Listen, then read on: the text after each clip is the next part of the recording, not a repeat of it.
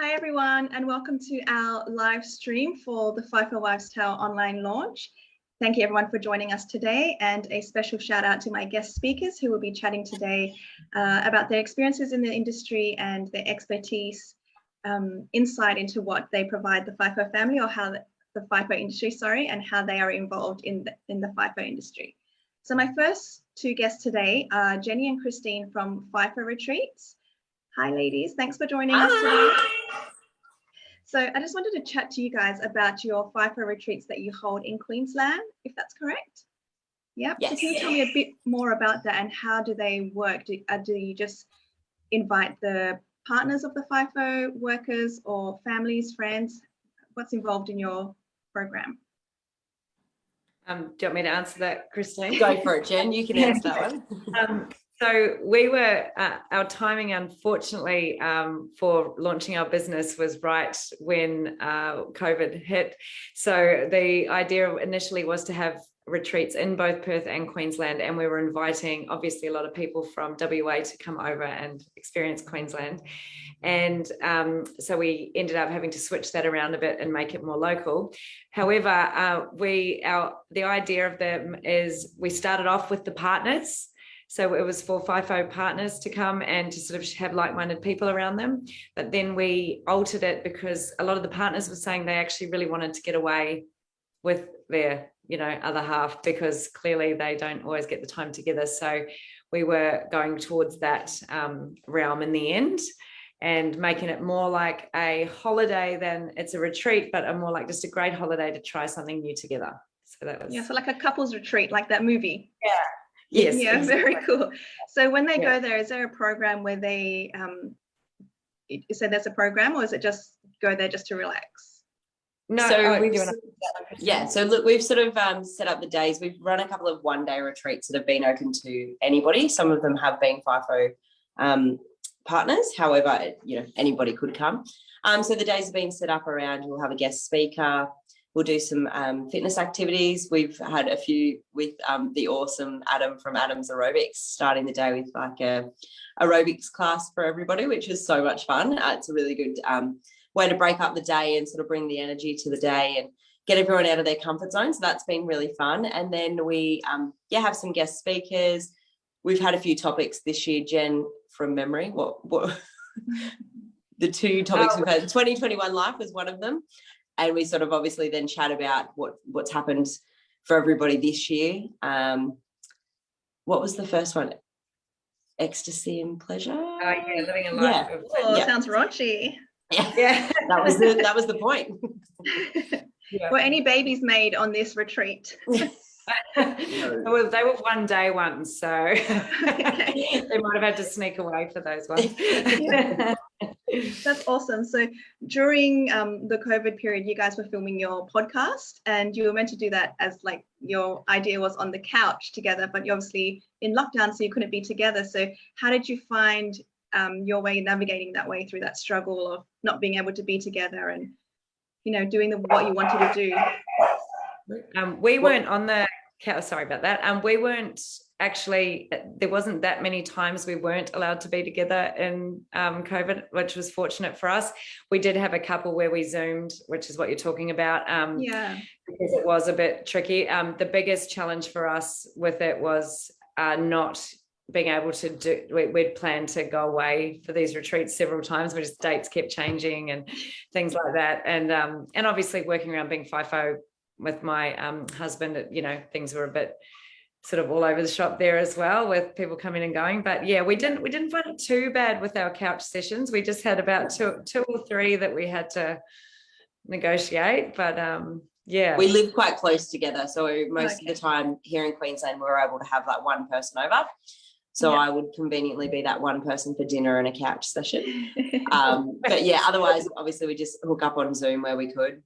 Or as you can see tonight, we are still on Zoom because we're just finished work. So yeah, and that's the beauty of like technology. That's what's really helped everyone get through this COVID, whatever it is, pandemic. Yes, that's so true. So what are the future plans for your program? What's going ahead? What's the next date? Who's invited? Can we come? Can we sneak in the borders? Sneak over for sure. everyone's invited, and we definitely do want to get to WA. We really, really want to go over there. We have a great Fifo Wives group that we spend time chatting to, Alex Andriani, and she we spend a lot of time with her, and we would love one of our authors. Yes. Yeah, bring it over there. But unfortunately, we just have to wait until, everything changes. But in the meantime, we actually found that our one-day retreats were a better success here, even for the FIFO and non-FIFO, because of the fact that people can commit to one day, not feeling too nervous that things are going to change every 5 minutes. Yeah. So yeah, we found that that's at the moment, that's our sort of direction. And then but we're always open. We've learned, like everybody else, and being FIFO people, that things change so regularly that you have a path, and then you just be open to change it. Yeah, we have to be adaptable in this industry. If there's one thing that will help us survive the FIFO industry, is being flexible. Yes. Exactly. Yeah. And I just have one more question before we move on to the next speaker. What is it about your FIFO retreats that people like the most? Is it the activities that they do, or the focus time alone together, or what are you finding that they appreciate most out of these retreats? You go, Christine. I think that the conversation that everybody gets out of the day, I think Jen and I go in there quite open-minded, and it's not as if we have like a script that, is laid out for the whole day. We sort of, we have a direction of where the day's going. However, when you get a different group of people that, we don't always necessarily know, that, that direction can sort of pivot. And I think people have taken a lot more out of the conversations and things that they've learned from other people as well in that space. Yeah, we've had some really cool conversations and things being brought up on those days, and a lot of goal setting, not a lot of goal setting, but being able to take away some goal setting and things that they want to achieve after that day has been quite a big thing as well. Yeah, awesome. That's beautiful. I love what you guys are doing. I wish you the best, and I hope that one day we can meet up, whether that's in Queensland or we sneak into WA. Yes. And we can go on one of those retreats with you. But also thanks a lot for supporting us with our book. You guys have interviewed a couple of our authors, so we really appreciate that. Oh, no, thank you. It's been great. Thank you so much. Thank you so much. We really love Congratulations on your book. Thanks for having us. Thanks. I saw a meme that said, why is it every time you say bye on Zoom, you have to do this? And I just did it again, and I don't know why, but it's just something that I do. Next up, we have Erica. I'm not going to attempt your last name. But, come on, you can do it. Okay, let's try. Okwayaga. I don't know. It's Jessie knows. Jessie, how do you say her last name? Oh my God, I don't even think I know. Okwayaga? Close enough, yeah. Okwayaga, but I answered to Uruguay to make it easier for everyone. Yeah, Uruguay. Just become, yeah. Just claim it. Awesome. Okay, so for those that don't know, Erica is one of our authors in our book, and her title is Technically Not a Wife. So she's still waiting for a ring. So if he's listening, hint, hint. Well, not waiting. I'll put it on hold. But yeah, we had a conversation recently. But no, I'm the one that's kind of scared. Definitely not waiting. No hints. That's going to stress me out. All right, we'll take the hint back. Yeah. Buy us a house instead. Pretty much. Awesome. So Erica is from WA, and she's currently in Kalgoorlie. You're still in Kalgoorlie? Yeah. I'll let you, the good old Kalgoorlie. Is it hot there at the moment? Today is actually the first hot day. It's the first day that I've got the aircon on, but apparently in what is normal at this time of year, tomorrow is going to be a storm and hopefully a bit cooler. Okay, so, yeah. Interesting. But I'll let you have a chat about your experience in FIFO industry, because you've done all of it. You've been in the industry, you've been the at-home partner, and you've sat on the sidelines as well. So if you want to, give us a little brief explanation about your experience in this lifestyle. Oh, so I guess my FIFO adventure started in 2012. So I went from being a recruiter for a mining company on the terrace in Perth to doing FIFO as a process operator. So I guess the lowest of the low on site with the shoveling and the hosing and all that sort of stuff. I did that for, I think it was 4 years. Unfortunately, I hurt my wrist. So my partner and I were both FIFO. We met on site and we were kind of on a similar sort of swing, but we didn't have the shared room, which was a bit it was a big thing for some people, not for us. But yeah, and then I hurt my wrist, and yeah, for a while there I was the stay-at-home partner. He continued to do FIFO for a few more years after that, and then now I'm back in mining operations, but in a residential capacity, which is a whole different kettle of fish as well. So yeah, awesome. So you met your partner online, not online, sorry, you met your partner on site. I actually met him in the interview. Okay. It's really inappropriate, but it's nearly 10 years, so I guess it worked out. Yeah, was he interviewing you or? No, I was the recruiter, so he was, yeah. already on site as a contractor, and they were trying to get him onto permanent. So yeah, that's how we met. But there was full disclosure. Before I said yes to the first date, I told him he had to tell his manager, and I had to speak to my manager. We got the right approvals in place. Yeah, cool. That's awesome. I always tell my husband to, you know, flirt with the HR girls a little bit to get more work. It works, right? And he did it too well that he snatched you. But the funny thing was, I had a list of people that I'd interviewed and offered the roles to, and he was the first one that said no to the role. So he was a big fat no on the role for me. So I don't know. Yeah. Then he charmed you. Someday. So I want to chat about the bullying that you experienced on site. Do you want to go through that a little bit for us, please? I guess for me, the challenge was already there from the start. Coming from HR, we're not everyone's favorite people on a mine site. The only one that would be, I guess, disliked equally would be the safety people. And I did cop it a bit when I first started. So I had that against me, you know, being from the office HR, no experience at all in the role I was doing. Wasn't very mechanical or, you know, hands-on, but I learned, and after a while they realized that, you know, I was serious about it and I wasn't just fluffing around. But then things got really bad when I hurt myself. And I think there's a lot of articles, and I remember reading some when you get the milking it. So, you know, you're milking it, you're there for the workers' comp and all that sort of thing. So when I hurt myself, I pretty much endured that for 18 months up until I finished up. And I'm quite headstrong. So in the fight or flight scenario, fight is my go-to.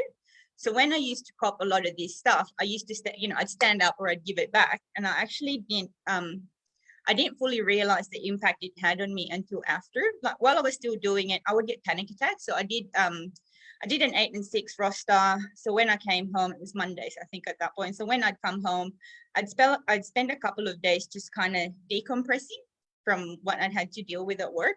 And I would have about one good day that I would be calm. And then after that, I would start stressing about being back at work. And there was also a combination in the crew, because I was part of a crew of 16 operators. And then, you know, that was the worst bit. And then you had the guys that would be on the opposite of us. And I used to cop it from everyone. And I even copped it to the point from management as well in my department. But externally from my department, I had really good support. So it was a bit odd. But yeah, I would find that I would start checking the rosters a few days before I had to go back. And depending on the combination, depending on who was on and who was off, was how yucky I would feel about going back. Yeah.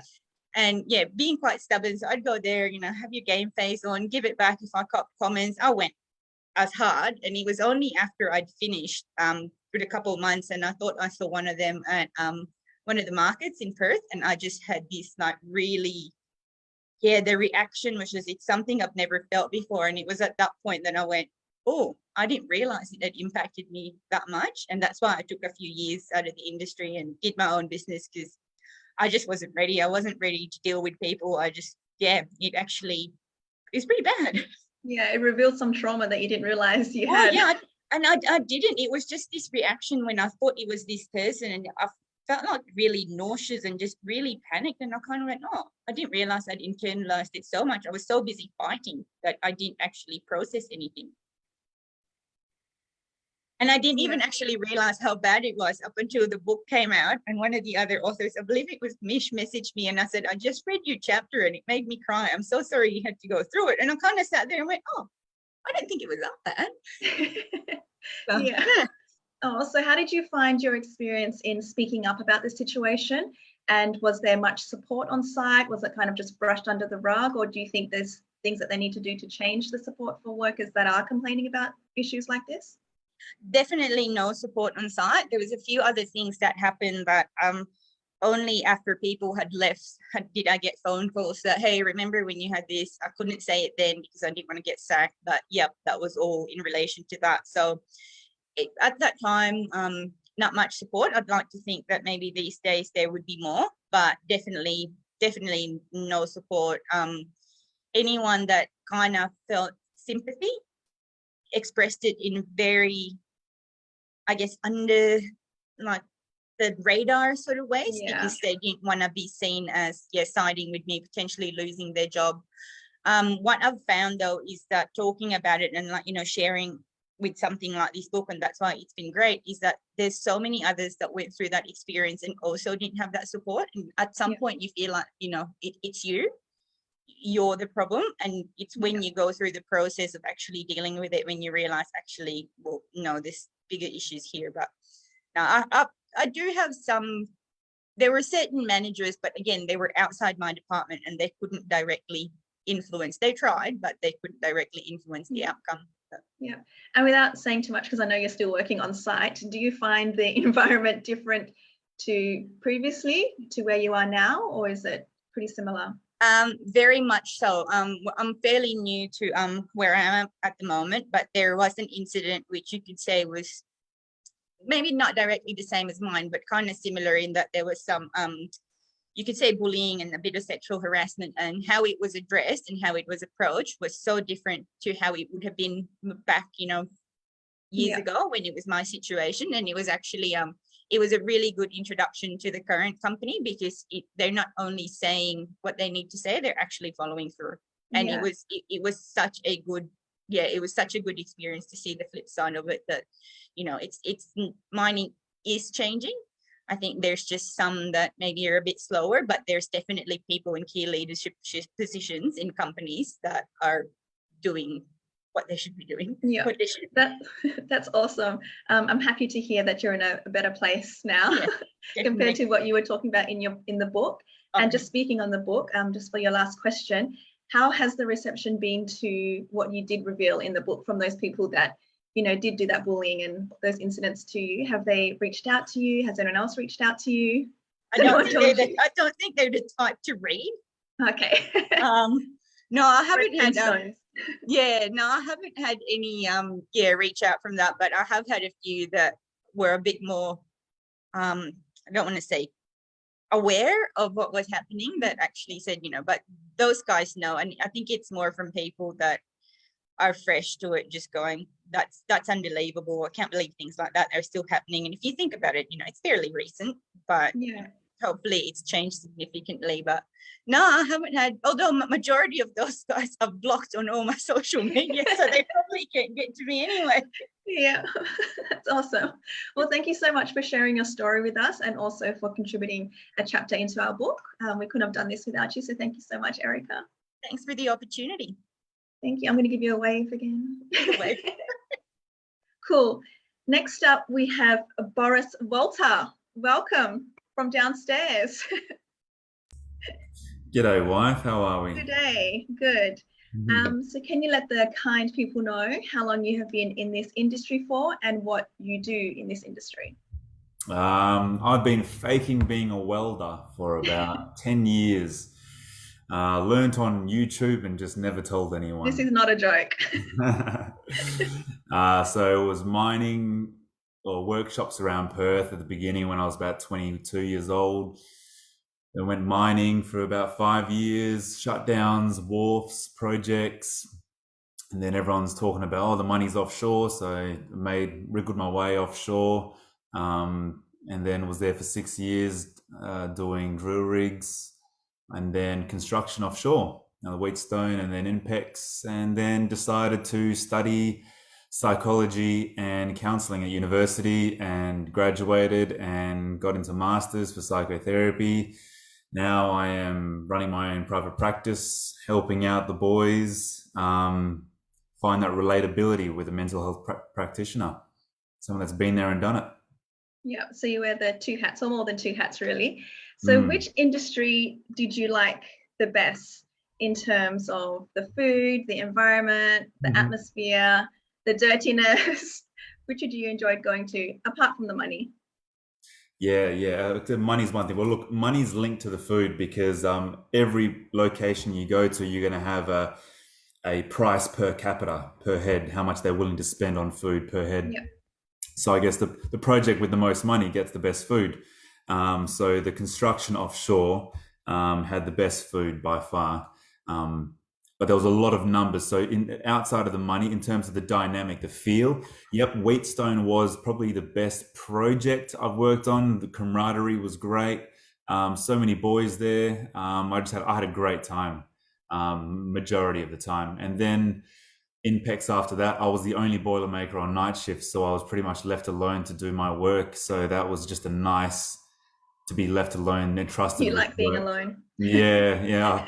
I said I was doing my work, but I found some poor sucker around the rig to go and talk to for 12 hours instead of working. But now in terms of camaraderie and feeling, the dynamics, I worked very well in small crews. That's where you really, you have personal relationships. So company like AME, they're an engineering company. I started off with them, but the camaraderie out there was great. Even though there was hierarchies and different roles, everybody was treated as equals. You're all there to get a job done. Everyone knew exactly what the end goal was, and people were happy to jump trades, do different jobs, regardless of what their particular trade was. So yeah, that was probably some of the best times on the smaller crews where it's more of a personal relationship. They're very, very valuable when you're away from families to have personal relationships out there. Yeah, and I think we experienced when you're away, what was important to us is the connection to you. So if we were able to get you on Wi-Fi, or if we could contact you, because sometimes you would have to go to the, I don't know, what was the little room where they had the phones? Yeah, I don't know. Get to call us on a landline. Like little prison cell rooms, you make that phone call and everyone's little waiting prison room outside. I think that makes it more easier for families to get through when we can chat to the partner that is away. Yeah, so it's like a lot of people don't realize that they say mining is mining, offshore is offshore, fly in, fly out is fly in, fly out. It's wrong. Almost every site you go to is different as well. Drill rigs are not the same as construction offshore, just as well as project work is not the same as shutdown work in the mines. It's different dynamics altogether, completely different. So in terms of being on a drill rig offshore, that was pretty average conditions if you're a third-party employee. So I'm going there as a contractor to do a project of some sort, an installation.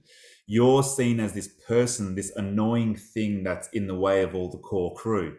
This is their home in the middle of the ocean, and they're usually, half Americans and half Aussies, and they're there 4 weeks on, 4 weeks off, and that's their life. And then all of a sudden this random crew comes on, takes up all the Wi-Fi bandwidth, eats up all the food in the fridge, all the desserts are gone. And it's just like, you're these guys that just hurry up and get out of the way. Because not only are we cutting into that bandwidth and just area, but in terms of the money, we're these guys that are halting production because we're building stuff on the drill rig. So while we're working, no money is being made. So we're just seen from everyone as these annoying people that will just hurry up and leave.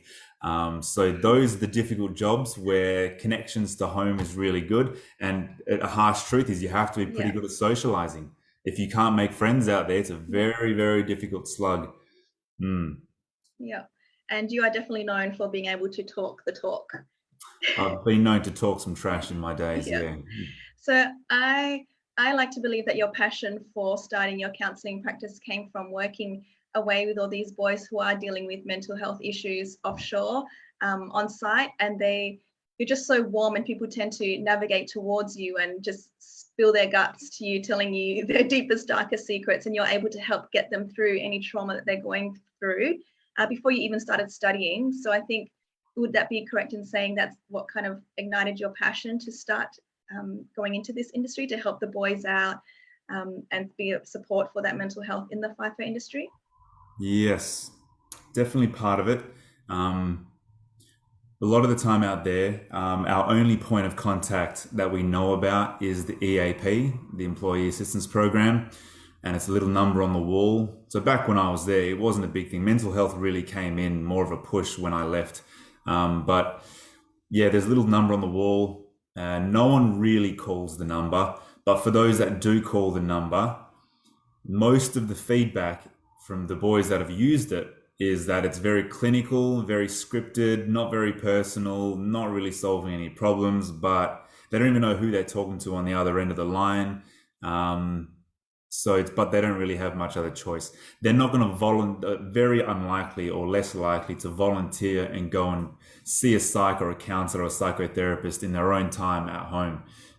So they'll stick with the EAP, but the quality of service is very, very poor. Not that they're bad therapists, but the relatability. It's very hard for a guy that works away or a girl, regardless, but on average, the guy, they need at least some level, you can imagine, to be able to articulate their experience to the therapist. So the therapist who's never worked away can somewhat understand what it's like to work out there. And a lot of the time, the guys will try to explain what it's like, especially drill rigs offshore. It's a different world. And, it's a lot more rough out there, tough blokes. And you try to tell a psychologist what goes on, and they're like, they can't talk to you like that. They can't treat you like that. It's like, yeah, they can. And they do. And it gets way worse than that. You need tough skin. And that's just the harsh truth of working out there. You're not going to have the activist police coming out there saying you can't talk to someone like that. It's a pipe dream. So these guys, they needed relatability. So I think me and there's a few other people in the industry that are coming up now, they're not going to university for it, but they're understanding that the relatability needs to be bridged. I just started university because I wanted to know from a psychologist perspective or a psychotherapist perspective, what's going on with these guys? What's going on from the psychological literature? I already know the lived experience, but how can I analyze this from a deeper perspective? And then I can bridge that gap. So yeah, that's what I'm doing, I think. It's awesome. And I know you're really enjoying it, and you're getting quite busy because you don't have time for us anymore. I'm just downstairs. Only joking. But what is your biggest concern in the industry in regards to the FIFO support that they do get in mental health? What can we do to change it, and what can we do to be there more for the boys, for the women, for the families at home? What needs to change? This is the average stuff that goes out there. Sorry? Complex question. Yeah, because the stuff that normally goes out there is, roster changes, better quality of EAP services, maybe psychs on site. All this stuff gets thrown around there, right? A bit of program work, more accessible to knowledge about the body and mental health.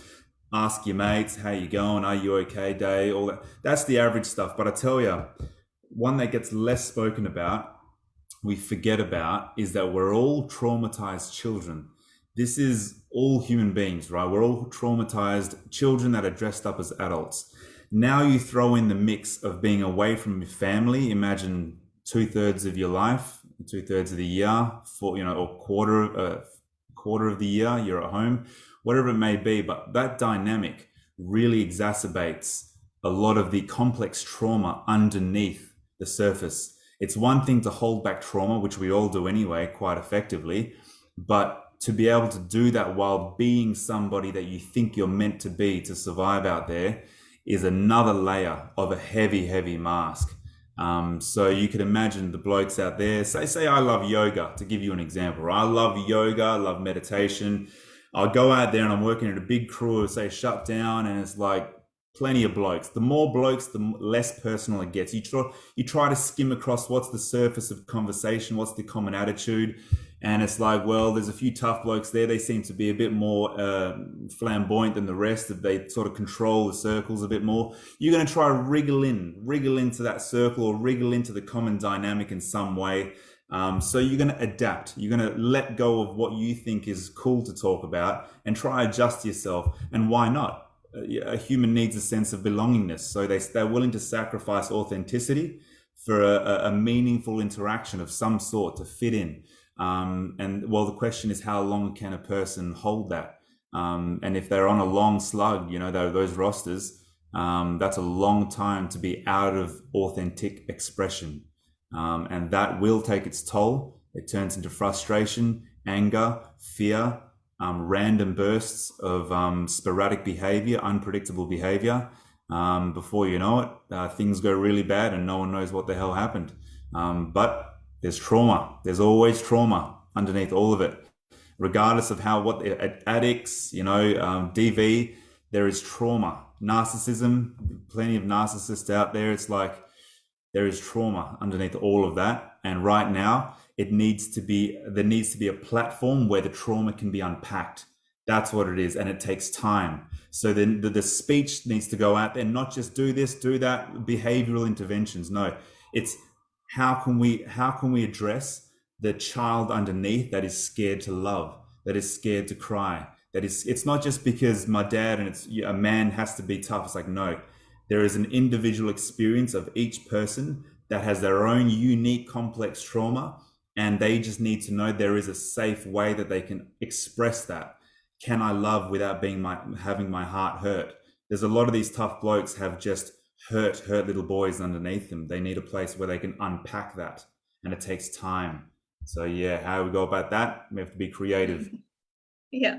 So when they say that the FIFO industry breaks up families and breaks marriages, it's more to do with their previous trauma, even before they went into the industry, would you say? Yeah, big time. Yep. I mean, you never want to excuse behavior, right? But if I'm seeing a couple, a fly in, fly out couple, to keep it relevant, which I do, what will happen is you say something has happened with the individual that works away, tends to be, and they expect that they have to provide in some way because they're the ones working away. So there's assumed position. But if they're not getting along with all the boys at work, and say it's very difficult. I mean, they dread the fly out day. They can't talk about that to their partner, maybe not, because, well, if I tell my partner that, it puts more pressure on them to go and do something about that. I don't want to put that fear onto them. You start creating these divisions because we're avoiding authentic expression, authentic communication, right? So these traumatized guys, if they have the underlying issues, it gets put to the side. And imagine, to give you a good analogy, a pressure cooker. Trauma goes in, and then you take your pressure cooker, which is your body, and you're going over the flames, right? The flames is a difficult, emotional, intense environment, working away, trying to fit in, getting told off by your boss, 12-hour shifts, breakups, arguments, being away from family events, right? All these are like flames underneath the pressure cooker. It builds. If they don't have a valve, a safe place to release the pressure, if they even know what that would look like, whether it's crying, talking, meditation, music, who knows what it is, but you have to have an expression. If they never release, well, the pressure cooker either blows, or it turns into physical illness, physical and mental illness, or someone gets hurt along the way. The pressure, whoever's in the kitchen pretty much goes down with the hot water. So yeah, that makes sense with an analogy. Yeah. Well, the pressure can make diamonds. Hey, it also makes coal. What's the difference, though? I don't know. One's pretty, one's not. Yeah, exactly. Cool. So some people crack under pressure. Yeah. So Boris also wrote in the book. So he wrote the conclusion at the end of the book, if you guys have read that. So he shared his insights, again, like you said, with both hats, being in the industry and being on the outside, helping those guys struggling through the industry as well. But yeah, thank you for chatting with us today. I'm sure you can go on and on, but we need to move on to our next. Welcome, and Yasmin. Thanks for making me a FIFO wife and for your sacrifices that you've done to work away. I'm going to cry. Next person, Brenda. Well, you got to let me just say, I couldn't do it without you. At least, you were just you're an equal part in all of this. So thank you. Okay, thanks. Okay, mute now. All right, Brenda. Brenda is also a contributor in our book, and she is the engineering wife. So she actually moved from Zimbabwe. She left Zimbabwe when she was the age of 15. Is that correct? No, you've been 15 years working in the industry, but you left Zimbabwe to move to Sydney. And then from Sydney, you went into a little town in South Australia. So can you tell us a little bit more about how weird that transition was from going to Zimbabwe to big, bright city like Sydney to tiny little South Australia town in the middle of nowhere? Yes. Thank you so much for having me on today, Yasmin. So yes, I came from Zimbabwe at the tender age of 18, packed my bags. My parents remained in Zimbabwe, and I came over by myself to study chemical engineering. And I was in Newcastle for the university for 4 years. And that was nice. I've been in boarding school since I was about 8. So the transition felt like I was still at boarding school, just very much further away with less access to my parents. So I would see them once a year instead of once every 3 weeks, I suppose. But technology has been friendly to us, so we were able to continue to remain in contact. When I finished in Newcastle, it was a little bit small. I wanted to have the big city feel, so hence I moved to Sydney and spent 5 years there, starting my career off, and enjoyed the pleasures of working with the federal government. So 7-hour days or 7.5-hour days, plenty of shopping, plenty of partying, plenty of fun in the city. And then I wanted to get a bit more of a career challenge. And so this led me to seek a bigger role on a mine site. I was already in a mining environment in Sydney, very much small scale, but I chose to dip my feet in the Fifo waters. So that saw me being successful for a role in Roxby Downs, which is about 560 kilometers away from Adelaide. So packed my little bags there. Actually, that time, the work agreement included a relocation package. So they came to my house and packed everything up and put it on a truck, which was nice. And I just packed a suitcase and flew over there. And yes, I was in for a little bit of a bit of a shock. I love that your first question or your thought that you had was, are they going to have shops there? Oh my gosh, that was very much in my mind. Like, what's it going to be like here? What's the vibes?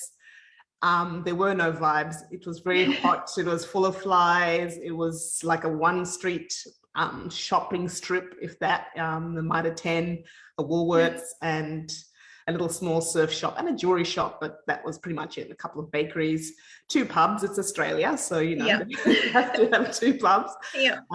But other than that, it was very. I love it. You brought the vibes, honey. And so you met your now husband there. So tell us a bit about that little dance floor interaction. I love that story. Oh yeah, so there's 2 pubs. On the Friday night is the club. On the Saturday night is the tavern. I had met this guy 2 weeks before, unbeknownst. Well, he didn't really leave any memories in my mind, but I'd met him at the soccer pitch, indoor soccer, and he was trying to teach me how to play soccer. I mean, I guess I'm not the best. I was just there to be a bit social. Anyway, on the Saturday night, I go to the tavern, and there's this guy on the dance floor, and he's just got these, these cool moves. I'm like, damn, who's that white boy? Because, we know that white men can't jump and usually they can't dance too. But he was showing some moves. And look, I found out that it was a bit of Dutch courage. He'd had a few drinks and he was really feeling like he was on top of the world. And he'd really checked me out 2 weeks prior at the indoor soccer, and he had his mind on something. So that was when we first met. We danced all night. He took me home, and then he was like, I'll come back tomorrow for breakfast. And I was like, no guy's ever taken me out for breakfast. But yeah, true to his word, I got a message at about 9 o'clock saying, hey, we met last night. I'm keen to take you out for breakfast. And I said, awesome, this is for real. And the rest is history. We've been married for 5 years now. Oh, I love that. And you have a cute little boy as well. He's so sweet. I love watching his little dancing videos. Yes, little Wesley. He's 4 years old, and we're expecting another one in January. So very much fun times. The first time we've heard about that. Congratulations. Thank you. So exciting. So COVID-wise, he's not away anymore. Are you both just in Melbourne together? Because I know the last lockdown you spent 9 months apart from each other. Yes, so he's still in South Australia. He's still in the Roxby Downs BHP site that we both met at. So he's been locked away over there. I'm not sure how many weeks it's been for our lockdown this time. Just don't count. I'm expecting him home for Christmas. So again, technology, we just do our routines, call each other daily. We're grateful we've got work on still, and we just try and make it work. So are you still working away? Yes. So it's just me and my son. Luckily, he went to bed early tonight, so no interruptions. Otherwise, he'd be wriggling up here and presenting his face. Oh, well, that's beautiful, because a lot of people in this industry obviously go through fertility issues because of the rosters and the high stress levels and for the women's body and all that kind of stuff. So that's it's a beautiful miracle that happened during lockdown and fly in, fly out. You're working, he's working. That's crazy. It's amazing. I love it. I got goosebumps. I love baby stories. Yes. And we've struggled. We've not struggled, but we've been trying for some time. And I think you're right. Definitely the rosters don't always line up and being away. And yes, so we are very grateful and excited for our I love that. joy. But you haven't always had luck with men, have you? Tell us about your little stint that you had in prison. Oh my gosh, do we want to go there? Yes. So what happened? Well, when I read it in the chapter, I was like, I need to know more. Tell me more. Like, I need the dish on this. So I was working as Fifo and back in Sydney. I'd met a guy about 7 months earlier, and we were living together. So every time I'd go back from my 8 days on, 6 days off, I'd be down there in Sydney. And one of those weekends, it was his birthday. And it was the 11th of the 11th, 2011. Those are the people who like numbers. I love numbers. That's almost my wedding date. Oh, that's 11/3/11. Much better memories than I do of that day. But it was his birthday, and I'd planned a romantic retreat, horse riding, go-karts, and he said he had to pick up a package for his friend. So on the way down the highway to this destination, this romantic cabin in the woods, we stopped at the post office. He started to look for his driver's license and realized he'd left it at home. And he said, can you go grab it? So I was like, okay, well, it's not convenient, but I'll go in. I went in and asked for the package, and the lady was like, oh, let's look for it. And they went to look in the back, and then they were kind of stalling. They said, oh, there's nothing in the back here. We can't find it. Do you want to go grab a coffee? I was like, yeah, no worries. So I went over to Gloria Jean's, got a white hot chocolate. I don't drink that stuff anymore, but got one of those. And 10 minutes or so later, I went back in and they ushered me forward. They're like, oh yeah, come over. And they gave me the package. So I went outside, and two strange things happened. Not only did my boyfriend not walk towards me and grab the parcel, instead there was two undercover police officers. Because not only was that parcel being tracked, but it contained drugs. I was just like, what the actual heck? Like, I had no idea. So I, complied and followed them through to the police station and went and gave them an interview. And 3 hours later, they were just like, unfortunately, we were unable to proceed. We've opened up this backpack. It was a backpack, and then, just like you see on the drug border, that show. Like, I think they'd like cut through or whatever, and somewhere concealed in that backpack was some drugs. And I had to face the judge the next morning. And so I spent the night in a detention center. I was like, wow, this is just not what is expected. And the next morning, in a small little area of the detention center, there was a judge there. They read out my matter or whatever, but I just remember two words: bail denied. Crazy.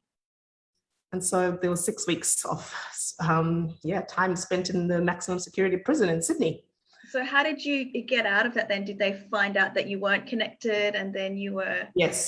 So after a whole long, got a lawyer, got bail, got out back into Roxby Downs. So I was actually able to work while I was still fighting my legal battle. Yeah. And several months later, I was found not guilty. And that's awesome. That is but certainly you can't make that story up, can you? No, so that's why I mentioned it was a chapter for. Yeah, I was like, I need to know more, and you're like, next book. I was like, all right. Yes. But so you didn't get your romantic weekend getaway? No. But you got to get away to somewhere else instead. Was very doubtful about future relationships with men, and wasn't looking to find anyone when I found my husband in Roxby Downs, and I'd been there already for 3 years without finding anything. So he was very much a delight, and it's been a pleasure since. How did you find getting into work again, or getting into the Fifo industry with? So did you have a spent conviction, or what? Did they know about the legal battles? Were they okay with that? Yes. I've so never actually. Yeah. So I spoke to work. I had to obviously call them and then inform them I wasn't coming back on my swing, and that I was now embroiled in a legal battle, effectively, that I was caught up in something that wasn't. That I wasn't meant to be involved in, and I was working to clear my name. And they said, look, this isn't work related, and we're happy for you to come back while you continue to fight that. So that was really a blessing, because it dragged, the trial did drag on for several months, and I was able to just keep focused, I guess, on the workplace. It was a bit hard because I couldn't leave Roxby Downs for a long time as per the bail conditions. So very trialing Yeah. period. And did that affect your mental health as well? Just having this big cloud over you and just not being able to, I would be thinking about it every second. Yeah, it's like you just don't know it's like, well, am I going to go back in there? Like, what's going to happen? It's kind of like an unknown, very much no control, no certainty. I just had to grab onto each day really and just be grateful for that time I spent in the workplace, able to do something else. I was grateful for my family who were able to help with bail and conditions. I was grateful for friends who were able to be character references for me during that time and help clear my name. And it's just not an experience I'd want to wish upon anyone. So, no, well, we're so happy that you got out of that situation. Where is that guy now? Did he ever get done with anything? So he was also arrested that day. I've got no idea what has come of him. I didn't look for him after that, and I've got no idea. So it's been over a decade now. So I've got no idea wherever he is. Maybe he's got a young family somewhere else. Wish him the best, but nothing to do with me anymore. Leave me alone. And I just wanted to just your last question, just chat with you quickly about your experience during COVID, because you're in Melbourne. So you've experienced one of the longest lockdowns in the world, I think it is. You guys have won an award for that, right? So how did you find navigating that with your son and with your husband being away? How did you guys cope? How did you survive? Yeah, it's certainly been challenging. I think the fact that everyone in the whole world is going through it has been comforting somewhat. And we have had a bit of a routine since Cameron, my husband's been on Fifo. So he was there when I first had my son. So there's lots of periods of time when I needed someone but didn't have someone. So routine is really the foundation of our day-to-day lives. So really having that predictability and being able to connect is big for us as well. What else has really helped us? I've delved into the online world. Learning and personal growth is one of my high values. So there's a plethora of things to keep me interested. I had a side hustle going through the early COVID, which has now become my main hustle. So that's been good as well. Really meeting lots of women and helping them through their career challenges, is particularly in male-dominated industries. So certainly lots to keep me entertained, but we are certainly looking forward to the easing of lockdowns and his return. I know Melbourne have announced that later this week they're going to be opening up to the first phase, and then I think my husband should be back well before Christmas, which is what we were sort of crossing our fingers for. So. Yeah, hopefully he's there for the labour, so we're fingers crossing for you. Thank you. Thanks for joining us, and thank you for your story in the book as well. It was a great read. You're very welcome. I'm very proud to be a part of this group. Thank you. And last but not least, we're chatting with Jessie Parker. She has been in the industry for 11 years, while her partner Kane works in the industry. So did you want to give us a bit of an explanation about what industry you guys are in? And I believe you have a business yourself that is FIFO related, is that correct? Yeah, so my husband Kane is originally he started off as a commercial diver. He's very passionate about the ocean, and I think he was always destined to find a job related to the ocean. He's always been very headstrong about what he wants to do. So he did his commercial diving ticket, which you used to be able to do in WA, but now you can't. But I think he was one of the last groups to do in WA, and started off, that was sort of his segue into the mining industry, I guess. Obviously being a commercial diver, it's a lot of the port related stuff. So like anything that has a port. So not so much the gold mining or stuff inland, but more like the port work or the offshore work. And he's since done his, I never know how to say it, like a skipper's ticket, although it's called your master 80 ton, I think is what he's done lately. So he's now a skipper, or that's what he wants to do. So he's working on the boats offshore.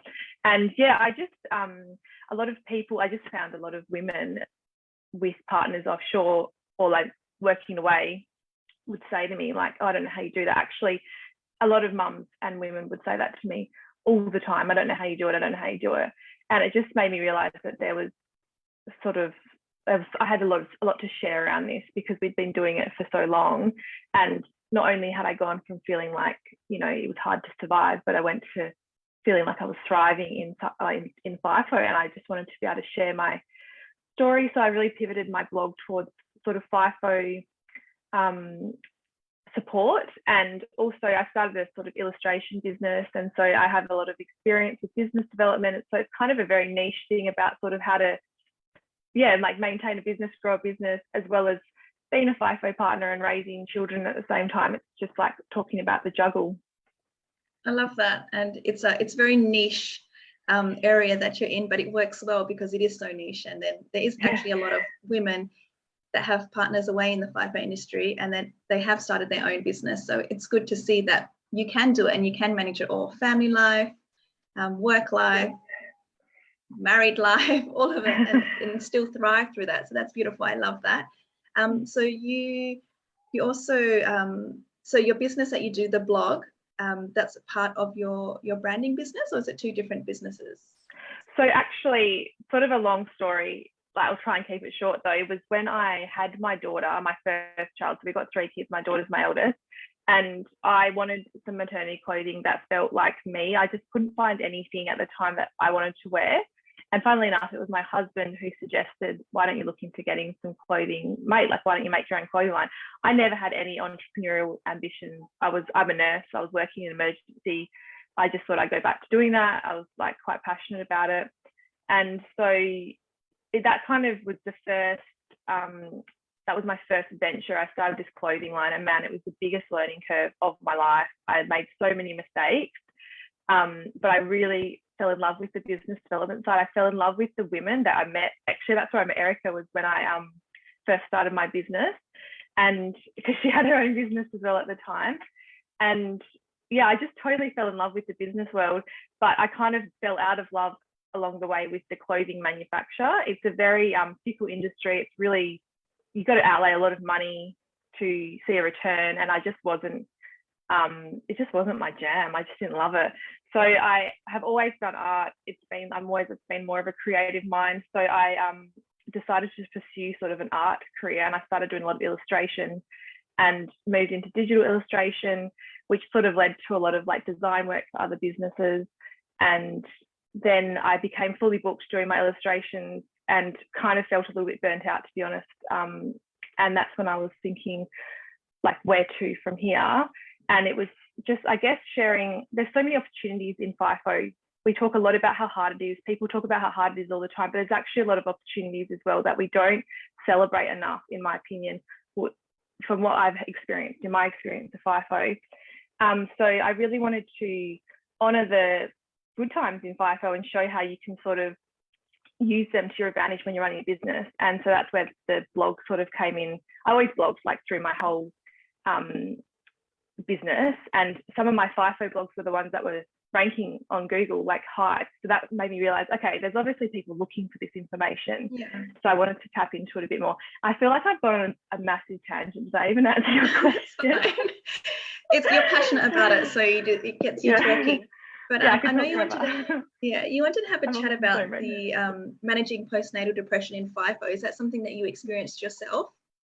Yeah, so this is what I mean about feeling like I was barely surviving sort of FIFO, and I fully understand the feeling when people are struggling when their partner's not there. And so it was around we had our first daughter. We had, like, our kids were both pretty chill babies. We were really lucky like that. They slept well. Nothing went awry at all. Had great deliveries and all that. So my recovery was great. But when my second child, Jacob, was around 1, it all sort of all came to a head. I just felt like everything felt really hard all the time with him, like getting 2 kids under 2 out of the house, trying to do all the things all the time. And it wasn't that I wasn't doing them. I was doing everything. And I had people constantly saying to me, how do you do it? Like, I don't know how you do it. At the inside, I was thinking, like, I hate this so much. And anything would set me off crying. Like, you know, the kids would, like, you know, your 2-year-old would have a tantrum, not unusual behavior. I would be like, I can't deal with this. I'm like, I can't leave the house. I can't do this. And then it was actually my mum that said to me, you know, like, I don't think you're coping. And initially I felt really defensive because I was like, no, look at me. I'm doing everything. Like, I'm ticking all the boxes every day. But I was so, like, miserable. And I started to blame FIFO. Like, it's because he works away. If he was home, I would be fine. This would be fine. But it was, and then we actually went to counselling together, and then I went to a psychologist by myself as well. And she made me really aware that I wasn't prioritizing myself at all in my life, because it's hard when you're FIFO. It is hard to find the time to yourself when your husband's away and you've got 2 little kids. But she just gave me some really good strategies around finding, like, how to find that time to fill my cup, because then I wasn't feeling like I was on edge all the time. I also went on medication at the time, which really helped just to sort of level me out. I wasn't having those major lows that I was having where I felt like I was going to cry all the time. I just felt like everything felt a little bit easier. So I did a lot. It actually sent me on a real personal development journey as well. I did so much work. And my husband flat out refused to come home as well, I should say. I like almost hated him at the time. Like, what would it take for you to stop working away? But because for him, that work was, he was doing what he wanted to do, what he loved. And he knew this, like I said, this trajectory he wanted to have. And I felt like he was being completely unsupportive. But I guess in reflection, I was really glad of how things worked out, because it forced me to focus on myself, because he wasn't going to focus on me. So I needed to put myself first.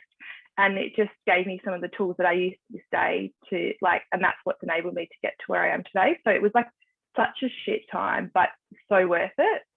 In reflection, I wouldn't change anything. Yeah, it definitely gave you that learning experience to now be able to pass on your knowledge to other women who may be going through the same situation as you. And you share all this kind of talk on your blog, yeah? Yes. So I'm my blog's kind of split still, because I'm in the process of transferring my previous brand name, which was Born To, over to my new brand name, which is my name. So, but yeah, I've got it on both my websites. My experience with P&D, and I have an article that was in the STM here in Perth, which I actually shared my story. And it was actually a few mums who had been through a similar experience, not necessarily FIFO, they weren't FIFO partners, but they were women who had kids and had, like, it's quite common, like 1 in 5 women will experience postnatal depression or perinatal depression. So I think it takes like a certain level of courage to be vulnerable and say, like, to share raw and like heartfelt truth. So I feel really proud of myself for doing that, because I had so many people come to me afterwards and say how much it helped them. So it's something that I'm really passionate about continuing to do. Yeah, it's very brave of you, and a lot of women out there are too afraid, especially the FIFO wives, because they want to be seen, as you said, as the one who's doing everything, and we're so capable of doing everything by ourselves. We're not going to accept any help. So I think that's where a lot of us get into trouble, because we're refusing help, and we do want to be this superwoman that can tick everything off ourselves. But sometimes it's okay to let go and accept help from other people. This morning, I had a mango, and I said to my husband, I said, I did something for myself today. And he's like, what did you do? And I said, I had a mango to myself. And like, that seems like the smallest thing, but usually like, oh, my daughter likes this mango, we'll share it after dinner or something. But I was like, no, I'm having the whole mango to myself. And it sounds so little, but it's important that we keep doing all these little things to keep our cup full, because we can't serve from an empty cup, can we? So yeah, that's really good for you to acknowledge that and work through that. And now you're sitting on top of the world again. Yeah, it's been good. Like I said, I wouldn't change it. Although, but I think a lot of people say that about the adversity they face in life. It kind of makes you what you are. Yeah. And I can definitely say that in my own experience as well. Yeah, awesome. Well, that's our hour, guys. That went really fast. It was super fun talking to everyone. I hope you enjoyed yourself as much as I did. I was a little bit nervous, but I'm okay now. But that was fun to chat. And this is day 1 of our 4-day event. So we hope to see everyone again tomorrow. But thank you again so much, guys. There goes my wave again. Well done, Yasmin. Oh, thanks. I'll see you downstairs for dinner. Thanks, that was great.